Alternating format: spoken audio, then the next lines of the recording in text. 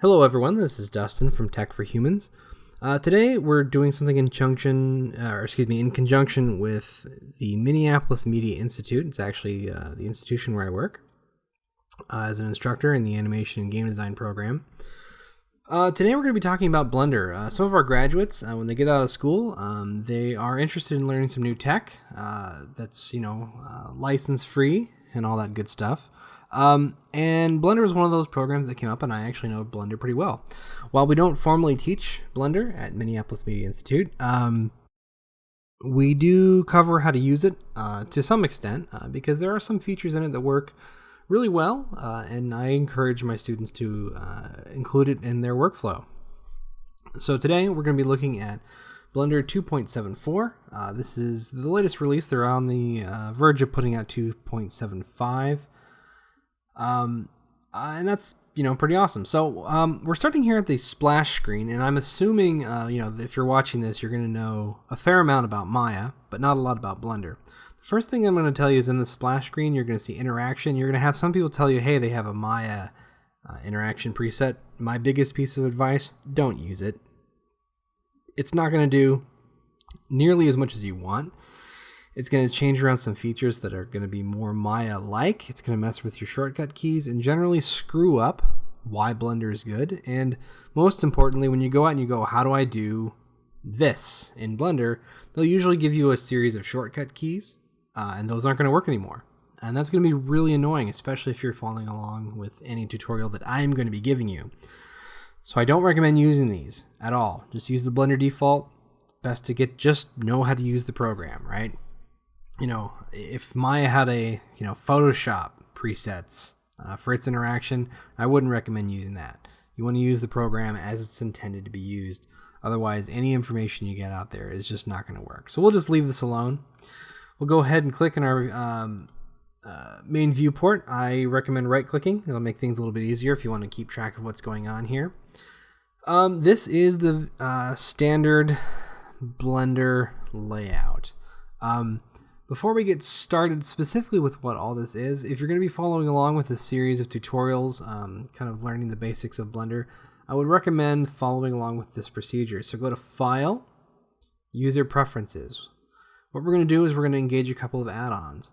You might have noticed that Blender 1 downloaded quickly, installed quickly, and opened very quickly compared to Maya. This is because Blender is a fairly light application. I wouldn't confuse this with being underpowered, in my opinion, because it does everything that you're going to need it to do, but it's going to do it generally a little bit faster. And that's because not everything is loaded up at first. If you look at all of these options here under add-ons, this is all stuff that is by default not necessarily loaded up into memory, right? So if I want to load up something into memory, for instance, if I want to go to my materials utility, so I'll go into my search bar, and I'll put in material, or I'm just put in, matter. This brings up my material utilities. Now this deals with assigning materials. We're not going to be using it in this tutorial, but trust me, if you follow these steps, your life with Blender will be a lot easier. We're going to go ahead and check our checkbox to be true if you've been in my programming classes. We're going to go back to our search bar. We're going to hit we're going to press in F2. Don't hit the F2 button. Type in F and then the number 2. This is going to bring up our mesh F2. We're going to check that to be true. This is just stuff we're loading up because these are tools that I commonly use. And lastly, we're going to type in images in our search bar. This will bring up our import images as planes add-on. And we're going to go down to save user settings. This means that every time Blender boots up from here on out, at least until you install the next version, it's going to auto load up these particular options. So we'll just X out of that. And let's get a look at our interface. This is the Blender interface. I'm leaving my windows up here just so you can kind of get a sense of where everything's at. Blender is divided into viewports. It actually has what's called a non-blocking interface.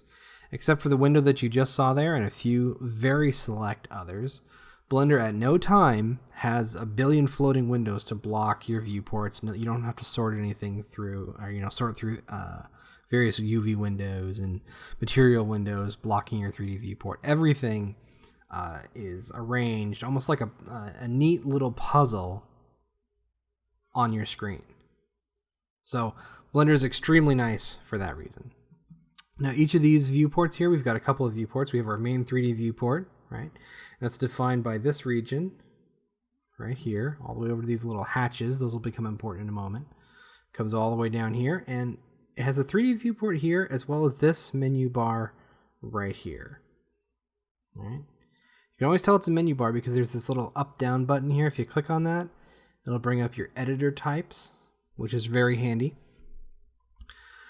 In this case, we have our view, select, add-on, object mode, method to display, object centers, manipulator types, which layers, snapping, all that right here on this toolbar. Over here we've got our timeline. This is a standard timeline. Again, the timeline itself and the viewport menu. Up here we have our properties viewport and its viewport menu. We also have our outliner viewport and its viewport menu, right? We're seeing a pattern here. Up across the top here, this is actually viewport itself, and it's made up just of the viewport menu. So every viewport has a viewport menu, and every viewport has these little hatches that you're going to want to pay attention to. Some viewports actually have tool shelves. This, for instance, right here is a tool shelf. If you put your cursor here and you press T, it'll actually show and hide this tool shelf. This tool shelf has tools related to the specific mode that you're in, especially. It's got the translate, rotate, scale tools, creation, what is that? Relations, physics, animation, all that good stuff. I'm just going to leave that on tools. It also has, if you press N, what I call the N panel. I'm not sure that it has a specific name. If it does, I don't really care. But it's another tool shelf, and this deals with the object that you have as well as some of the viewport rendering options, things that are in most scenes. So my location, rotation, scale, dimensions, my viewport options, my 3D cursor, that's going to become important. My display, shading, background images are all right in here. When I say background images, I mean if you're going to be doing some modeling and you need to set up, you know, your front, your back, and your side planes, you can actually do that right here, and it's not an object in the scene. It's actually built into the viewport, which is very nice. Not all viewports have tool shelves, but your 3D view does, your image editor does, and those are the primary ones that you're going to be using if you're going to be using Blender like you've been using Maya in school. So let's talk about managing our 3D viewports and taking a look at the default viewports that are up here and available, and just kind of going and talking about what's in them. So again, this is our 3D viewport. And inside of here, obviously, we have our cube. Now our cube has an origin. This is this little orange dot. Every object in a 3D scene has an origin. We have our camera, which is here. It has its own origin, right? We have our light. And you'll notice that we also have visible here our gizmo or our manipulator. Now our manipulator can be used to move, rotate, and scale as you like, although it's not really necessary to use it, especially in Blender. We'll get to that in another video when we're talking about our interactions, but just know that they're there. We also have this object here, and this is our 3D cursor. Now you might have noticed if you left click anywhere in the scene, so if you might have tried to left click your camera, for instance, you'll notice that all it does is it doesn't change the selection, it actually just moves this little object. And you might ask, well, gee, how do I turn this thing off? Well, you don't. You don't want to.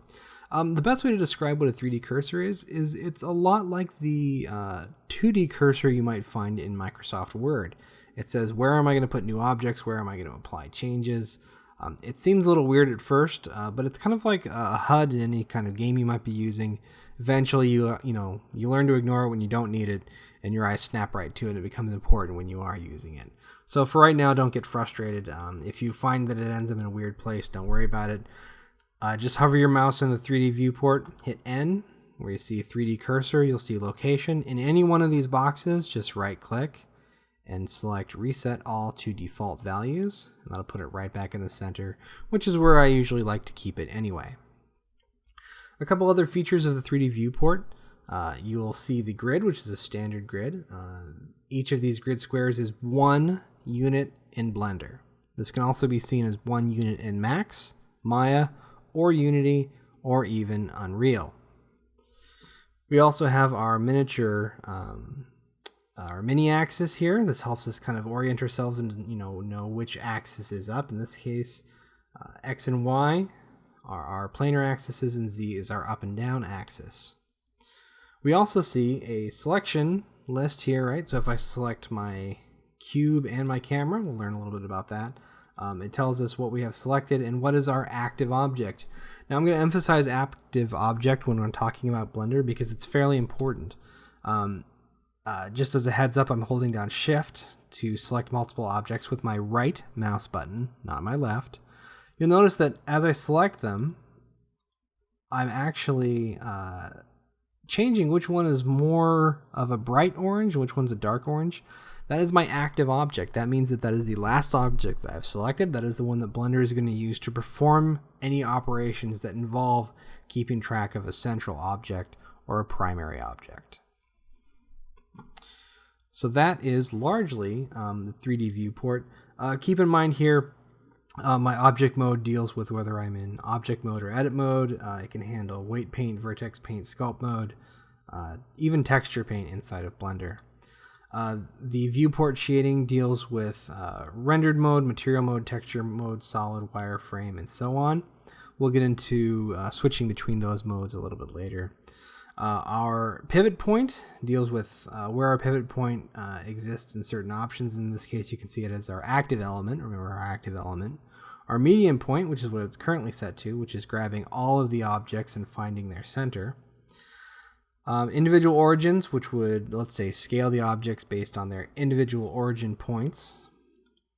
And our 3D cursor, which would use the 3D cursor as our pivot point, which gets to be actually pretty handy. We have the option to select different manipulators or to just turn them off. In this case, we have our move manipulator, our rotation manipulator, and our scale manipulator. If you want to, you can hold down Shift and select all of them. If you really like complicated, difficult to use manipulators, you go ahead and do that. I don't. You can, clicking the use manipulator option, just turn it off. I actually prefer this method because I think that the manipulator, for me, in the most part, it gets in the way. You can pick which axis you're going to be moving things on. You have view, gimbal, normal, local, global. Those are pretty standard across most 3D applications. We also have individual layers. We'll get into layers a little bit more in another video, but just know that if you want to keep different objects in different scenes, so for instance, if you're working on an animated rig and you want to keep all of your bones on one layer and all of your manipulators on another layer and your meshes on a third layer, these are those layers, and they're just represented right here. In this case, our selected objects have a little orange dot on them. And that's pretty much all you need to know about those right now. We have proportional editing, which isn't worth a lot right now. We'll get into that in a different mode. We also have snapping. Notably, our snap elements are volumes, faces, edges, increments, and vertex information. We also have shortcuts to rendering our active viewport or our animation. And so that, I think, is probably the best way to explain how the 3D viewport works for the moment. Moving up here to the top right, we have our outliner. Our outliner it's basically a list of objects in the scenes. If you're using Unity, this would be roughly equivalent to the hierarchy. It allows us to expand our objects and get more in-depth information about them, such as their mesh information or their materials. As well as whether they're visible in our 3D viewport or even selectable or not. Or, in this case, renderable. I don't honestly spend a lot of time working with the outliner simply because I don't work in complex scenes in Blenders. I'm usually working on a single object. If I'm working with a level, I might get more complex with this. But this generally just lets me keep track and keep more organized. But only if I remember to name my objects, which I hope you guys have learned by now, whether you're at the school or whether you're working with 3D objects. It's really, really, really super important to name everything and to keep pretty organized. You don't want to be working on a very complex scene and realize that everything is named cube. Moving on. Let's talk about the properties window. Our properties window, we'll just drag this really quick just so you can see it a little bit more clearly. Our properties panel, or our properties viewport, is similar to the command panel in 3D Studio Max if you've used it. It contains information about our scene, about our rendering options, everything. So in this case, we're looking at render. This is our render buttons for rendering an individual image in animation or compiling our audio from our video sequence editor, which is similar to Premiere, possibly Adobe After Effects. That would be a good comparison, I think. Dimensions on our render presets, whether it be our resolution, our aspect ratios, our start and end frames, frame rate, whether we're anti-aliasing, shading, performance, post-processing, output, and so on. It's important to note for later reference that all of your bake tools for baking normal maps, ambient occlusion maps, and so on are found all right here under the rendering tab. Our scene tab deals, in my opinion, primarily with our units. I always like to make sure this is set to none and degrees. It comes to default that way, but just make sure. For the most part, if you're working in real-time rendering, such as Unity or Unreal, this is not an area you're going to spend a ton of time in. Our world tab, again, is mainly useful for ambient occlusion, environment lighting, indirect lighting. These become important if you are baking certain types of maps inside of Blender. Our object tab deals with how we are drawing our objects, which layers they're on, their transform information. I don't spend a ton of time in here, but it is useful, especially if you're going to be renaming objects in the scene and so on. Constraints should be familiar to anyone who's worked with animation systems before.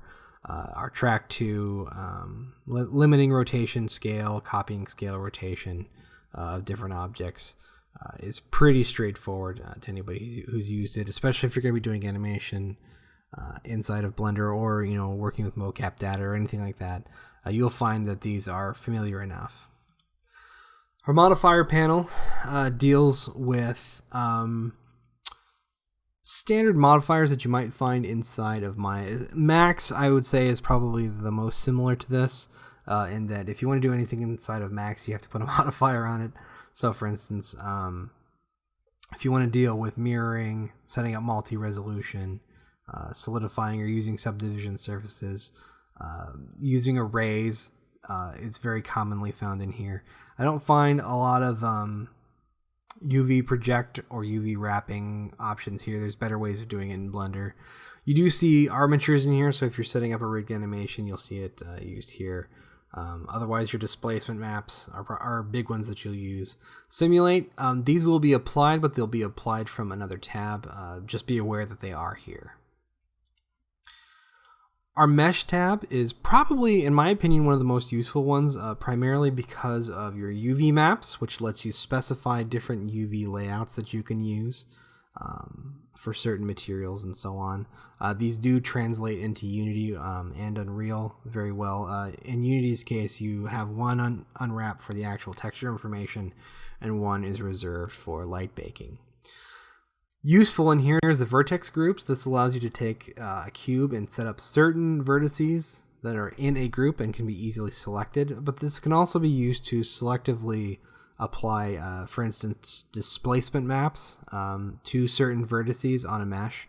So if you want to put a very bumpy displacement on a part of a rock, for instance, you'd do that. Vertex groups are also utilized in the weight painting for animation and rigging. This is exactly what is used, so it's very common. So if you had, let's say that you wanted to have a mutant growth displacement for whatever reason on one of your arms of a rigged character, you would actually isolate those same vertex groups that are used for the rigging and apply it using a displacement map there. Material tab, I don't usually use this a ton except for making sure that I create and name my materials appropriately. We'll go into this more in depth in a later tutorial, but if you want to rename a material, it's right here. That's the easiest way to do it. Moving on to our texture tab, you're going to be using this one a little bit more. You'll commonly make sure that you have a texture You'll specify the type usually as an image or a movie, and you'll set the coordinates as UV quite often. Other than that, you'll leave this alone. You might use it for normal maps, in which case you'd specify the geometry. Normals would, use influence from this particular texture. Again, another tutorial. These last two tabs, you're really not going to use a ton of if you're using this for real-time rendering. If you are using this for pre-rendering, such as, let's say, making animated movies, architecture, medical animations, things like that, you will use your particles quite a bit. But for the most part, I don't use these tabs. The last one is for physics. If you are dealing with dynamic physics, if you're dealing with cloth animation, or even just setting up cloth to use as a baked down normal map, you will use this tab. I typically don't. I have other programs that I do that in. And that is largely our properties panel, our viewport, excuse me. Down here is our timeline. Our timeline, has views, markers, frames, playback, start and end. It's pretty much a box standard timeline. In case you're curious, here's your keyframe insertion if you'd like. Otherwise, I works, I believe, for inserting keyframes in Blender. That one's pretty simple. Lastly is the information viewport. Now, this is actually a viewport. If you just hover your mouse along this edge here and drag down, this information is the output for Blender. You could think of this as a bit like the console from Unity. It outputs all of your information and lets you know what's going on underneath the hood of Blender. We'll just slide this right back up to the top. It has your file information. You'll use this somewhat. It's probably the big reason to keep it out. Render is really just shortcuts for stuff that's already over in the properties panel, so it's a little redundant. You might be tempted to look at window quite a bit. That's the wrong approach for Blender, because Blender is viewport based. You just make a new viewport and select which view you want to see. This is essentially the same thing that you would see as windows in most other programs, and in that respect, Blender is a little strange. Your help menu is pretty much like you would expect. The Unity manual is okay. I don't find it particularly useful. I'm not going to say ignore it, but there are better places. I usually recommend something like Blender Cookie or Blender Guru for learning about specific areas of Blender. Over here we have our default workspaces. So for instance, let's say that you want to work for primarily animation. It's going to rearrange your viewports. We have our dope sheet, our curve editor, our timeline, our properties, our outliner, our camera perspective, and our 3D viewport. Right? So it's just a pre-arrangement of our viewports, which is extremely useful. So if you want to do video editing, for instance, here's your video sequence editor. You can treat it much like Premiere, where you're moving around audio and video components along with your timeline and your output. Another good example would be your UV image editing, 3D model, UV image viewport. Nice and simple, easy and fast. Or you can just go back to default. And then the scene tab, or the scenes up here, this is essentially a way of keeping track of different scenes inside of the same blend file.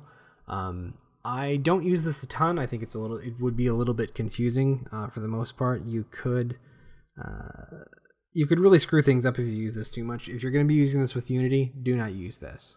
It's not very effective. Over here is our Blender Render, which also has the options of Blender Game and Cycles Render. Blender Render is the legacy rendering system for Blender, which is very outdated in my opinion, but I leave it alone because it's easiest for the game workflow. Blender Game deals with real-time rendering. You can actually use Blender as a competitor, although a weak competitor, for something like Unity. It has its own logic brick system, and it's very interesting and useful if you want to do some destructive modeling, let's say with the bullet physics options that let you break up objects and have them collapse and fall apart in a convincing way. If you want to do Rebel, it's a great option, but otherwise I wouldn't use it.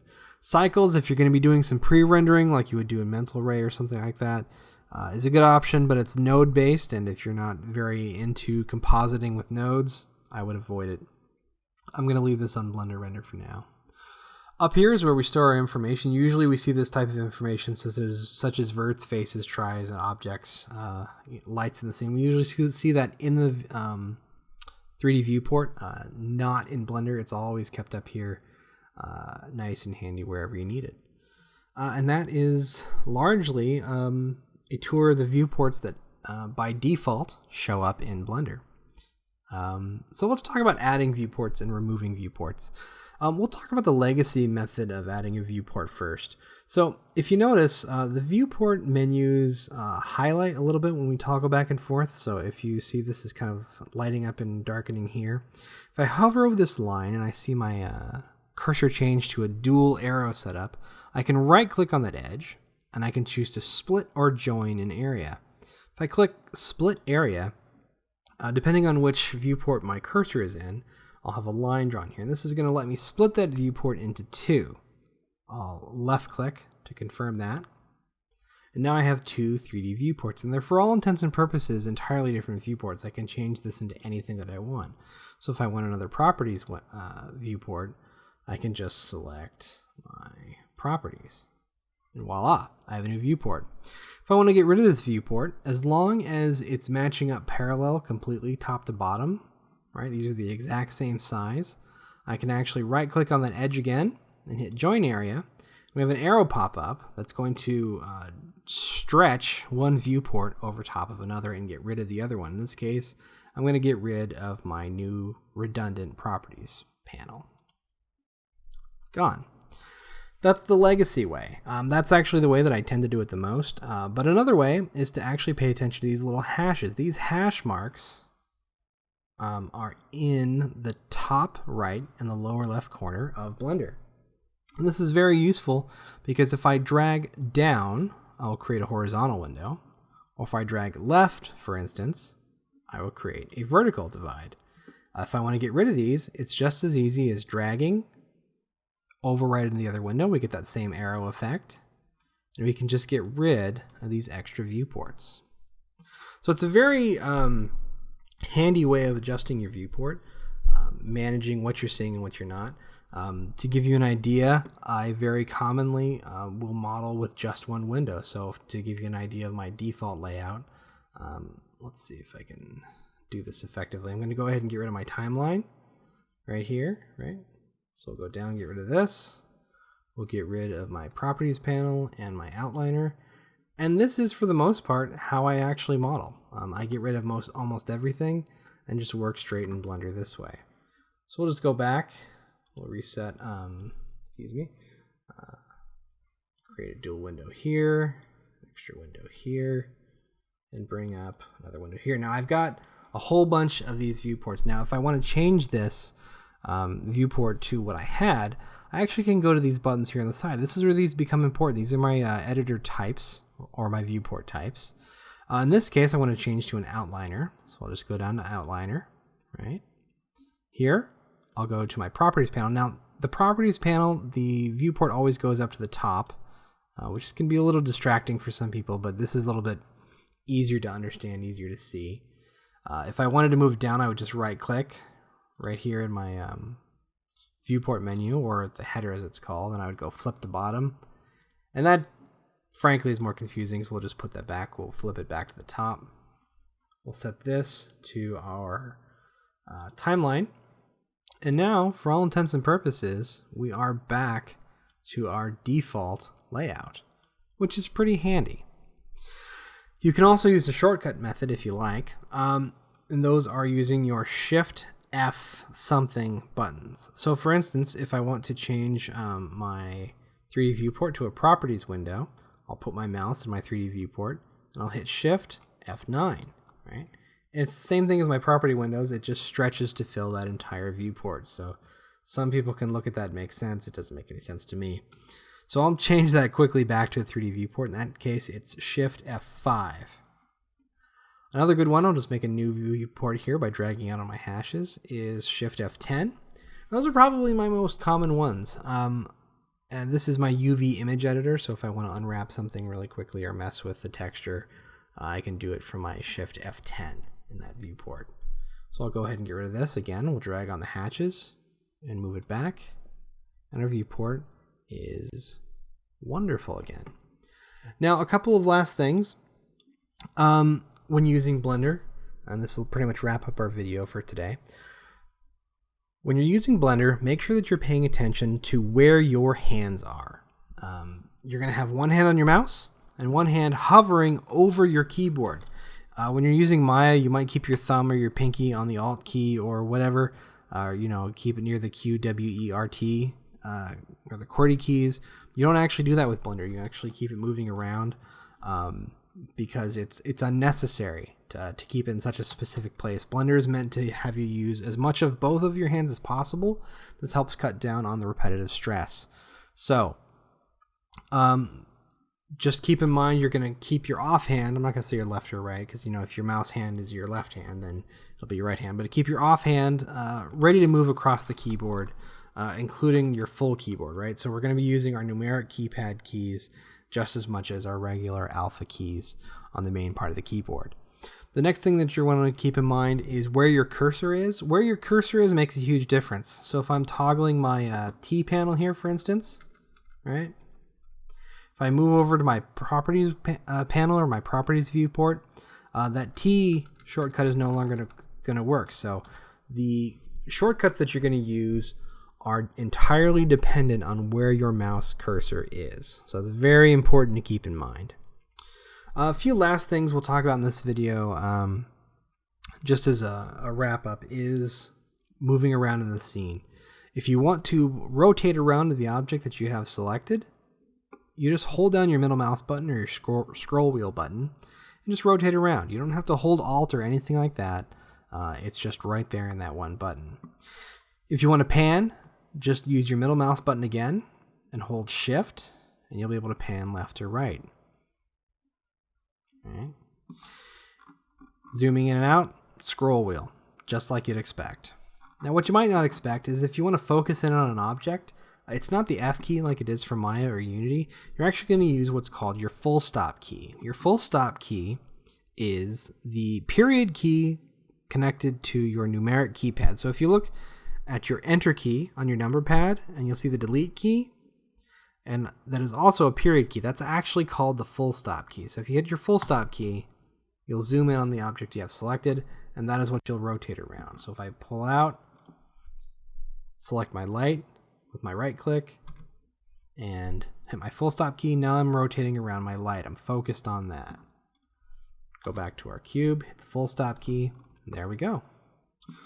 Well, that's going to wrap it up for now. We're going to do another video here pretty soon on moving objects, rotating objects, scaling objects, as well as getting in and actually editing the mesh itself. If you have any questions, feel free to leave a comment on the video. Again, this is on Tech4Humans. This is also in conjunction with the Minneapolis Media Institute. The campus you'll be looking for specifically is the Minneapolis campus. I would really encourage you to check the school out. It's a fun school. It's got a great community. It's very tech-oriented, and you'd be surprised what you can learn at such a wonderful school. Again, this is Dustin with Tech4Humans, and I am out.